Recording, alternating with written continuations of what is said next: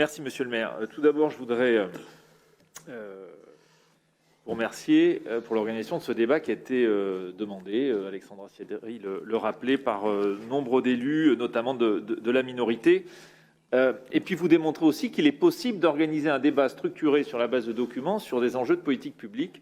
Et je ne peux m'empêcher de regretter que sur un sujet aussi fondamental que celui de la sécurité, par exemple, nous aurions souhaité exactement le même format, avec une présentation détaillée de votre politique pour un débat. Je ferme cette parenthèse pour revenir dans les quelques minutes qui nous sont accordées sur au moins 3 questions, 3 commentaires sur votre présentation qui, il est vrai, passe beaucoup de temps sur les constats, sur l'héritage, alors que je pense que ce qui nous intéresse, nous, c'est de se concentrer sur l'avenir, la feuille de route, l'avenir de notre ville. Je ferme la parenthèse. La première question, c'était stop ou encore. Effectivement, l'intervention de Fabien Robert identifie entre les lignes le fait que vous étiez les tenants d'un projet finalement de repli, de décroissance. Moi, j'ai été quand même assez frappé de votre interview dans Sud-Ouest où, au contraire, vous annoncez la poursuite, votre souhait de poursuivre la croissance de la ville, la poursuite de la construction.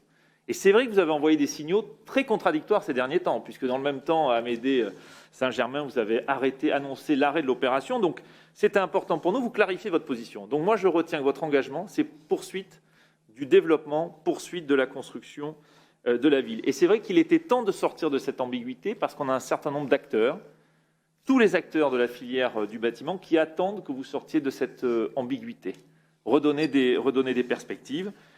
Qui sont cruciales à la fois pour le développement de la ville et les emplois qui y sont associés. Et nous associons à un projet de développement de la ville. Le pire serait le repli, le pire serait le dépérissement. En revanche, je ne suis pas sûr que le « en même temps » se prête tout à fait à l'urbanisme, monsieur le maire. On ne peut pas dire, effectivement, dans le même moment, qu'à la fois vous voulez zéro artificialisation des sols et vous voulez poursuivre la construction sur la ville, en utilisant une forme de pirouette autour de la ville sur la ville. Je vous le dis ici, toujours pas compris ce que vous vouliez faire en construisant la ville sur la ville. Sur quelle partie de la ville vous construisez la ville sur la ville? Sur les quartiers des shops, sur le centre historique? Où est-ce que vous allez construire la ville sur la ville? Parce que sinon, en effet, vous êtes dans une impasse, c'est-à-dire qu'on ne peut pas dire zéro artificialisation et je poursuis la croissance de la ville. La deuxième question, c'est peut-on continuer à construire comme nous l'avons fait ces dernières décennies? Et la réponse est clairement non. Et vous l'avez évoqué, la responsabilité environnementale, l'impact environnemental de la construction, elle est démontrée, il nous faut construire autrement. Et nous trouvons que l'initiative autour du bâtiment frugal bordelais s'inscrit dans cette perspective, accompagner l'ensemble du secteur à utiliser de nouveaux matériaux, de nouveaux procédés, qui s'inscrit d'ailleurs dans une démarche qui avait été initiée en Nouvelle-Aquitaine autour du bâtiment durable. Il y a quand même plusieurs questions qui se posent. La première, c'est le risque d'allongement des délais pour les opérations avec l'observation, j'allais dire, le respect de ces démarches. La deuxième, c'est le périmètre. Est-ce que ça a du sens de faire le bâtiment frugal bordelais? Pour les opérateurs, pour les acteurs de la construction, leur terrain de jeu, notre terrain de développement, ce n'est pas Bordeaux, c'est la métropole. Est-ce que le label Bordeaux bâtiment frugal a vocation à s'imposer sur l'ensemble de la métropole? Ou allons-nous cultiver un particularisme à l'intérieur de notre frontière? Enfin, la troisième question, qui est là pour moi la question la plus difficile, c'est la place des familles et des classes moyennes à Bordeaux.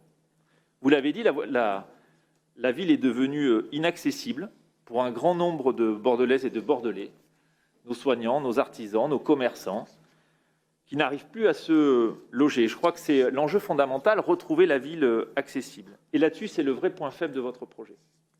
Il n'y a rien dans votre projet qui permettent demain de répondre au caractère inaccessible de la ville et au prix de l'immobilier. Et je voudrais, pour cela, vous donner 2 exemples.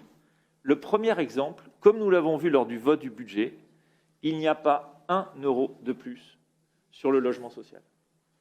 Comment voulez-vous, et je voudrais reprendre vos déclarations dans Sud-Ouest, continuer à dire que vous atteindrez les objectifs de 25% de la loi SRU, alors que vous ne mettez pas 1 euro de plus par rapport à 2019.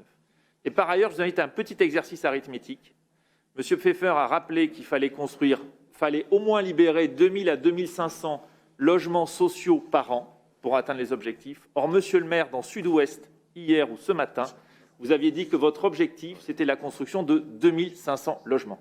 Donc l'arithmétique est 1500 logements sociaux, vous trompez de chiffre. C'est 1500. Non, pour rattraper les 10 000 logements sociaux, et c'est notre retard pour atteindre les 25%, il faut un peu plus de 2000 logements. Non. Et vous avez annoncé, monsieur le maire, que l'objectif, c'était 2500 logements nouveaux sur Bordeaux. Donc, il faut que 90% des logements soient des logements sociaux.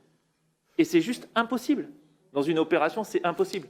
Donc, ce que nous actons aujourd'hui, c'est que vous renoncez à tenir l'objectif de la loi SRU des 25%. Et deuxième élément qui nous convainc que vous ne tiendrez pas cet objectif, sur la question cruciale de la maîtrise foncière, et je vais terminer, monsieur le maire, la maîtrise foncière qui est le nerf de la guerre, nous n'avons vu ni dans le budget de la métropole, ni dans le budget de la ville, le moins d'investissement qui pourrait nous laisser penser que vous alliez reprendre en main la question foncière et donc de la maîtrise des prix de l'immobilier dont beaucoup de Bordelaises et de Bordelais souffrent aujourd'hui. Merci.